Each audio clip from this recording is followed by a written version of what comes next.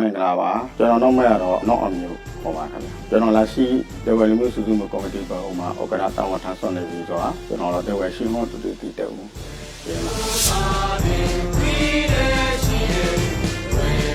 ကျွန်တော်တို့ဒေဝယ်မျိုးသားနေပေါ်လာပေါ်တော့2019ခုနှစ်ကျွန်တော်တို့နိုဝင်ဘာလမှာကျစ်ပါတယ်ဒေဝယ်မျိုးသားကြီးလာခိုင်းရတယ်တော့ကျွန်တော်တို့စတင်ပေါ်လာဖြစ်ပါတယ်နောက်တော့လာစတင်နေရပြီတော့ဒေဝယ်မျိုးသားနေစုကျွန်တော်တို့အမှန်လိုက်လို့တော့ဒေဝယ်လူမျိုးတွေရဲ့တမိုင်းမှာခါလဲမပူဝဲဘူးဒေဝယ်လူမျိုးတွေတစုတစီတဲ့ပေါ့ကိုယ်စလဲတီးနာကျစ်ပါနေတဲ့ဒေဝယ်မျိုးသားကြီးလာခိုင်းလို့ပထမဦးဆုံးကျစ်ပါအောင်မြင်သွားတယ်နေပေါ့မျိုးသားနေကျွန်တော်တို့ပေါ်လာကြောက်တယ်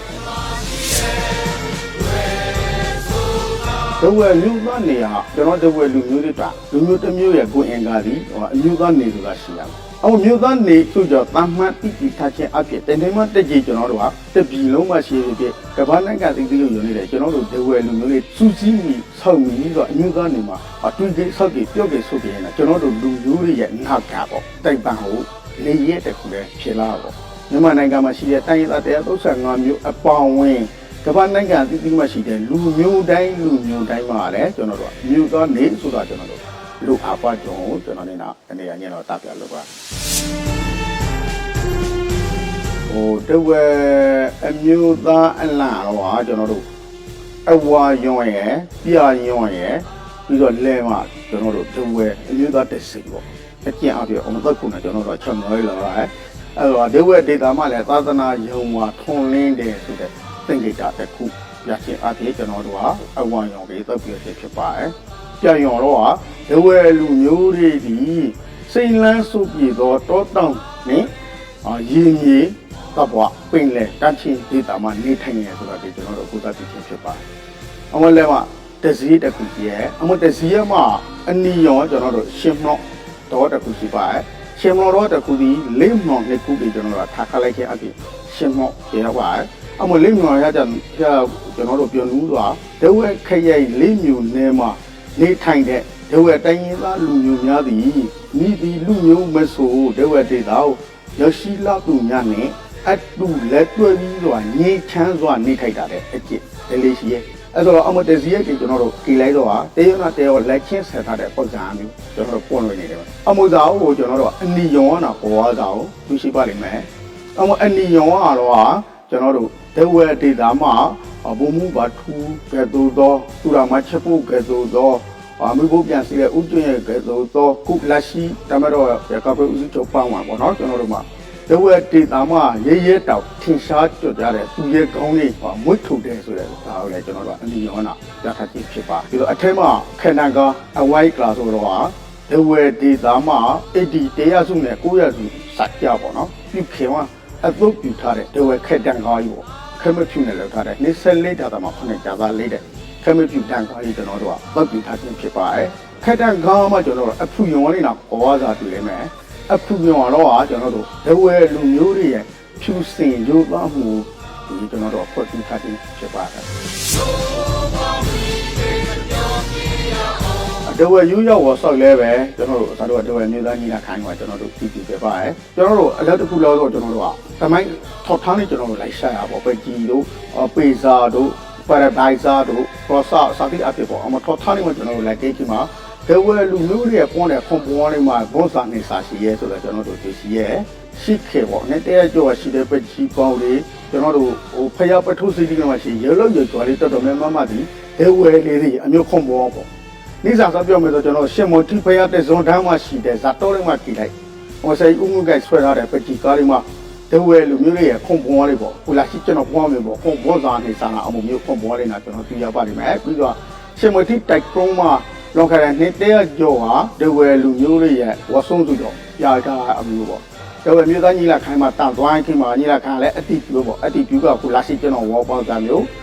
ဒဝဲရိုးရသည်ခွန်ပွန်ဖုရရတယ်လို့ဒဝဲလူမျိုးတွေရဲ့ဖြူစင်ရိုးသားမူပြီးတော့ကျွန်တော်တို့ကိုစားပြူပေါ့အထက်ကလက်ကတော့ဖုတော့ကျွန်တော်တို့ဒဝဲလူမျိုးတွေရဲ့ဖြူစင်ရိုးသားချင်းကိုစားပြူတော့လက်ကတော့ဖုဆိုကျွန်တော်တို့ယူပါတယ်ပလာမာတော့ကျွန်တော်တို့တိုက်ပုတ်အမဲပေါ့တိုက်ပုတ်အမဲကဟဲ့ပြင်ယူလို့ဆိုဖြူစင်ရိုးသားဒဝဲလူမျိုးစုသားခဲဆက်တမိုင်းဆက်မှာရှိပါလေရဲ့နဲ့ယနေ့ချိန်မှာဒဝဲလူမျိုးတွေရဲ့ ရာရှိဗြဟ္မယဉ်ကျေးမှုတွေရဲ့